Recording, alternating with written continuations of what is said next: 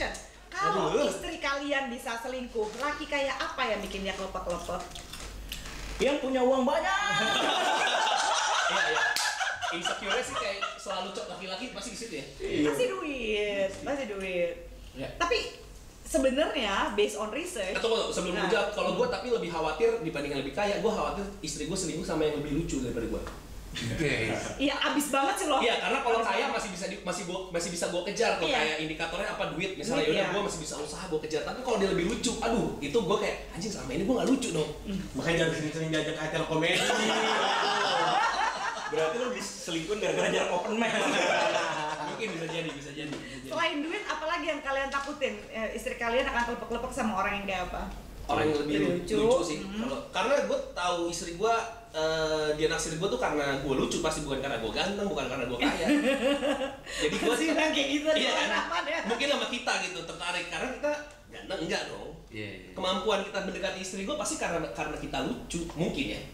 Mungkin. Kalau lo apa sih? Sama. Duit ya. Mario juga ya. Mana sama duit. Udah paling panik kita duit. Karena gua punya duit dikit aja dia happy, apalagi dia ketemu nanti yang gua punya duit dikit aja happy banget kan. Apalagi kalau ada orang lain bawa duit banyak. Iya. Bergelinjang. Secara penelitian gimana emang harusnya gimana? Kalau secara penelitian asalnya gini, perempuan itu kalau laki-laki ya, misalnya dia kurang seksnya, itu lebih cepat berselingkuh. Karena waduh bisa laki nih kalau laki ya. Ceweknya nggak enak, selingkuh oke. Langsung selingkuh. Tapi kalau kata penelitiannya Tammy Nelson, ya kalau perempuan seksnya nggak enak dia mesti tahan. Tapi kalau misalnya cintanya udah nggak ada, dia nggak tahan tuh. Jadi memang sih ada kebutuhan seksnya dia, tapi dia masih bisa tahan kalau ya masih ada sayang-sayangnya deh. Kalau lo udah nggak sayang sama dia sama sekali, lo mau punya duit banyak kayak apapun, dia akan ninggalin lo karena dia butuh atensi dan perhatian. Perempuan itu adalah makhluk yang butuh self affirmation setiap hari. Jadi kalau misalnya gini, ada orang ya, nih lo gue beliin emas 1 kilo ya. Jadi kalau gue beliin lo emas 1 kilo, berarti gue nggak usah muji-muji lo lah sebulan. Buat perempuan, oh lo ngasih ini, oh dia hitungnya 1. Besok apalagi perhatian sama gua. Jadi lo mesti memberikan perhatian yang membuat dia yakin bahwa laki gue sayang sama gua. Dan konsisten berarti. Konsistensi. Wow. Istriku kamu cantik sekali. Kamu cantik sekali. Masalah iya. Tapi perhatian afirmasi yang paling gampang apa ya? Lu ciuman aja. Nih, lu nggak pernah bisa ciuman sama orang yang lu lagi bete. Iya, benar. Lu lihat mata orang yang lu lagi bete aja nggak bisa. Iya dong. Iya. Berarti kita tidak perlu terlalu kerja keras untuk mencari uang. Dan kalau ngobrol sama istri lo, tatap matanya gitu loh. Jangan misalnya, oh ya ini tagihan lagi nih, oh ya ini segala macam. Kadang-kadang ML juga nggak tatap-tatapan ya, kalau udah mati lampu apalagi ya. Udah kontrol itu sih. Udah nggak kontrol. Iya. Oke, next question. Siapa yang punya anak perempuan? Semuanya, kecuali semua ya? Gua nggak punya. Kecuali lo anak laki ya, dua-duanya ya. Anggap aja lo punya anak perempuan nih, misalnya ya, lo punya anak perempuan nanti. Gue punya adik perempuan. Oke. Kalau lo punya anak perempuan atau adik perempuan dan nantinya gitu ya, dia menikah dengan laki-laki yang punya dosa dan kenakalan seperti lo, gimana lo? Aduh. Kalau gue adik perempuan gue sih udah nikah dan kayaknya suaminya nggak bandel kayak gue. Jadi gue aman. Kayak dulu misalnya. Kalau misalnya belum nikah lo. Misalnya belum nikah. Takut nggak sih? Takut. Gue bahkan kayak dulu gue nggak mau ngenalin adik gue ke temen-temen gue. Misalnya kayak. Udah tahu bandel-bandelnya gimana ya? Tapi nggak harus adik, bahkan sepupu gue aja. Waktu itu pernah deket kayak sama temen gue nggak setuju. Karena tahu bangsat-bangsatnya temen gue, jadi kayak mendingan gue nggak deh gitu. Terus nyokap gue kayak nanya kayak, kenapa sih? Dia kan temen kamu, harusnya kan kamu setuju-setuju aja dan mendukung. Jadi kalau ada apa-apa, kamu bisa justru karena ada aku sih mendingan gue nggak sama gue, karena gue tahu. Apalagi anak gue nggak tahu kalau anak perempuan ya. Lu kenapa lu menderita banget lu kan? Misalnya anak perempuan gue, dia datang ke rumah yang izin Bang Rahman. Gitu banget gila. Bisa aja. Itu gue insecure berlebihan lo punya anak perempuan emang. Tapi kalau yang deketin orangnya kayak gue nggak peduli lah, cowok brengsek pasti kayaknya ya kan. Tapi yang penting punya tanggung jawab aja. Lu merasa jadi laki-laki yang bertanggung jawab? Nggak gini, tadi pertanyaannya Mbak Zoya gini, kalau tingkat kenakalannya sama kayak lu? Aduh. Tingkat kenakalannya sama kayak Ingatnya lo sama kayak lu persis di zaman mudanya kayak lu dan lain-lain. Ya gue nggak bisa ngomong apa-apa ya, gue juga bingung ya. Lu setuju atau enggak? Nggak bisa jawab pas. Iya kayaknya sih, nggak apa-apa sih punya tanggung jawab aja deh. Kasih punya tanggung jawab aja. sanggup ya nerima Kalau orangnya. selalu punya tanggung jawab aja gitu, kayak kalau gue ngerasa kayak sampai sekarang gue orang yang paling tanggung jawab di keluarga. Dia bisa memaafkan dirinya. Lo Misalnya gimana? dia jemput Kalau gue sih apa ya, khawatir sih. Karena gue kebandelan, kita udah bisa ngukur gitu ya. Kecuali anak gue mentalnya kayak bini gue gitu, kuat gitu. Nah itu yang ditakutin Iya, mental sama maksudnya katanya. bini mana lu yang kuat nggak dikasih uang belanja kayak gitu kan? Yang suaminya nongkrong Sekali-sekali. aja kan gitu ya, kerjanya tidur. Nah anak gue nggak sekuat itu mentalnya gitu. Jadi kalau dapat pertanyaan gitu, khawatir, takut juga gitu. Ya tetaplah orang tua berdoa, mudah-mudahan ya apa nih? Ini tone-nya makin rendah nih kalau nanya anak nih. Makin anteng. Tone-nya udah makin rendah nih nanya anak. Lu coba, lu. Kalau lo Tapi naluri sih, kalau orang tua tuh pasti pengen anak itu dapat pasangan yang lebih baik daripada dirinya. Naluri. Tapi kalau misalnya dia di bawah, misalnya dia nggak usah dibawa sama kayak lu deh persis. Sama. Dengan semua kenakalan lo. Ya. Misalnya datang pakai sendal hotel Alexis gitu Iya. kan. Kenapa harus sendalnya? Kenapa sendal itu? Kalau udah ketok masih ada gelang pijet gitu nyangkut di sini.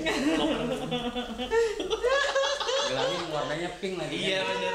Terus lupa balikin loker nih om gitu. Kayaknya pernah di sini.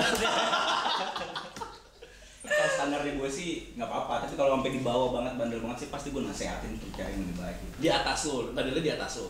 Enggak, kan level nih. Kalau baik-baiknya baik. Oh, baik. Kalau Iya. di bawah tuh bandel segala macem, gue nasehatin. Iya. Sebenarnya sih gue nanya kayak begini biar semua orang itu juga lebih considerate gitu ya. Kalau misalnya itu terjadi, misalnya pelecehan seksual, kekerasan seksual itu terjadi sama orang yang dekat sama kita, baru kita mikir.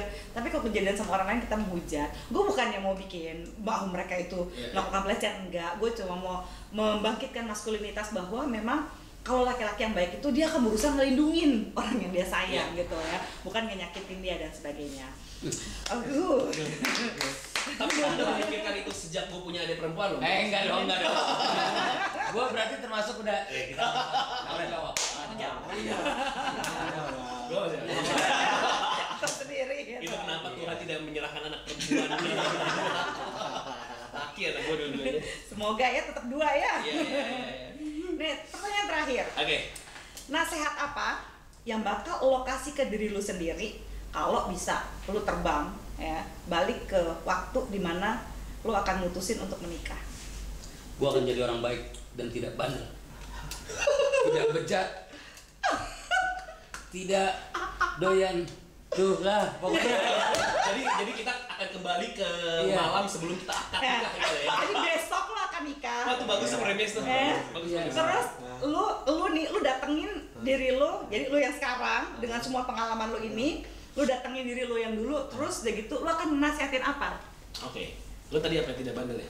Jangan bandel loh gitu ya. Kalau jangan gue bandel. mungkin kalau gue bisa flashback ke hari H-1 sebelum gue nikah, gue akan bilang ke diri gue kayak